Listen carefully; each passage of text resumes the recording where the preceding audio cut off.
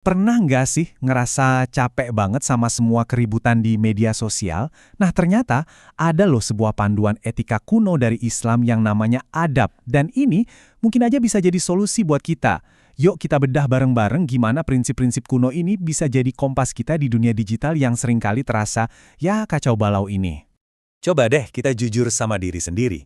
Buka media sosial sekarang tuh rasanya kayak jalan di ladang ranjau kan? Salah injek dikit, boom, langsung meledak. Di mana-mana ada potensi konflik, misinformasi, hal-hal negatif, pokoknya bikin was-was. Nah, lihat angka ini. 1401. Ini bukan sekedar angka loh. Ini adalah jumlah hoaks dan disinformasi soal COVID-19 yang ditemukan pemerintah kita cuma dalam beberapa bulan di awal pandemi. Gila kan? Ini bukti nyata betapa cepat dan berbahayanya informasi bohong itu bisa menyebar luas. Dan masalahnya nggak berhenti di hoax aja. Coba bayangin, di salah satu platform medsos raksasa, diperkirakan 1 dari setiap 1.000 postingan itu isinya ujaran kebencian. Artinya apa? Artinya, racun digital ini tuh ada di mana-mana, selalu mengintai di lini masa kita setiap hari. Oke, masalahnya jelas banget ya. Sekarang, yuk kita bahas solusinya. Kita akan kenalan sama sebuah konsep kuno yang disebut adab. Siapa sangka, panduan dari masa lalu ini bisa jadi peta buat kita di kehidupan online zaman sekarang. Jadi, adab itu apa sih sebenarnya? Gini, jangan bayangin ini cuma sekedar daftar aturan kaku ya. Anggap aja adab itu kayak software etika. Isinya kebiasaan-kebiasaan baik, cara bersikap yang keren, yang akarnya dari nilai-nilai luhur.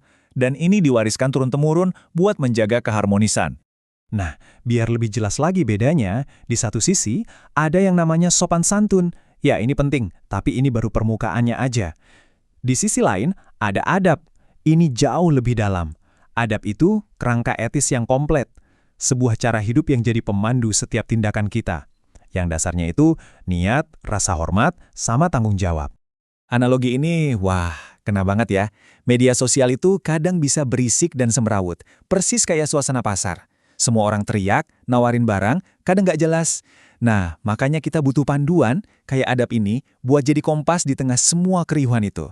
Oke, sekarang kita masuk ke intinya. Fondasi dari semua tanggung jawab digital kita.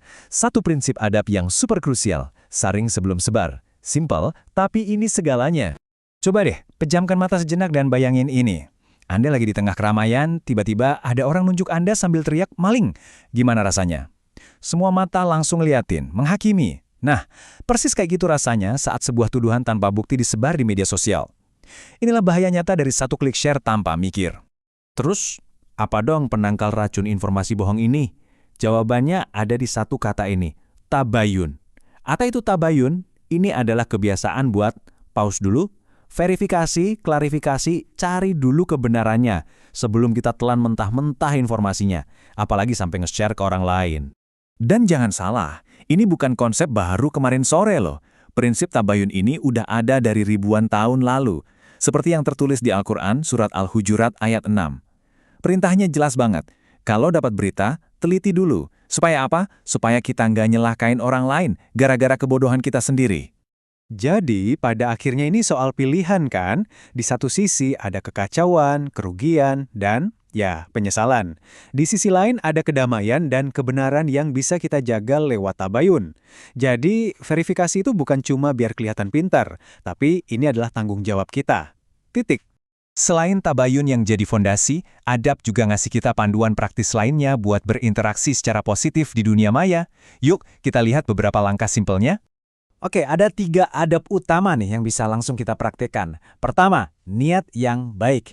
Sebelum posting atau komen, coba tanya dulu ke diri sendiri. Tujuan gue apa ya? Biar positif. Kedua, pilih teman dengan bijak. Ada perumpamaan keren nih. Teman baik itu kayak penjual parfum. Kita jadi ikutan wangi. Tapi teman yang buruk, kayak pandai besi, kita bisa kena percikan apinya. Dan yang ketiga, simpel aja. Sebarkan kebaikan. Jadikan akun medsos kita alat buat nebar manfaat. Ada sebuah hadis yang dalam banget dan relevan banget buat kita sekarang. Dikatakan bahwa seorang muslim yang baik itu adalah orang yang bisa bikin orang lain aman dari lisan dan tangannya. Pertanyaannya sekarang, apa artinya tangan di zaman serba digital ini? Nah, ini dia jawabannya. Hari ini, tangan kita itu bukan cuma organ fisik. Tangan kita adalah keyboard kita, layar smartphone kita. Apa yang kita ketik, apa yang kita unggah, apa yang kita bagikan, semua itu adalah perpanjangan tangan kita. Dan kekuatannya untuk menyakiti atau memberi rasa aman itu sama besarnya. Kalau tadi kita bahas apa yang harus dilakukan, adab juga ngajarin apa yang harus dihindari. Al-Quran secara spesifik ngelarang 3 hal ini. Su'udzon, yaitu berprasangka buruk. Tajassus, atau kepo nyari-nyari aib orang. Dan giwah, ya, ngegosip. Menjauhi 3 hal ini, itu sama pentingnya loh dengan berbuat baik. Oke, kita udah bahas pandang lebar nih. Mungkin sekarang ada yang nanya, terus untungnya buat gue apa? Apa sih manfaat nyata dari nerapin adab digital ini? Manfaatnya atau hikmahnya itu banyak banget. Pertama, kita jadi nggak gampang ketipu hoax. Terus, orang lain jadi lebih percaya sama kita.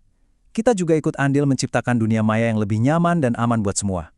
Hubungan kita sama orang lain jadi lebih adem, dan yang paling penting, kita bisa menemukan ketenangan batin kita sendiri di tengah badai informasi ini. Jadi, sebagai penutup, saya mau lempar satu pertanyaan buat kita semua renungkan. Setelah kita obrolin semua ini, satu hikmah atau satu kearifan kecil apa sih yang bisa Anda bagikan di dunia maya hari ini? Keputusannya ada di tangan Anda, atau lebih tepatnya, di ujung jari Anda.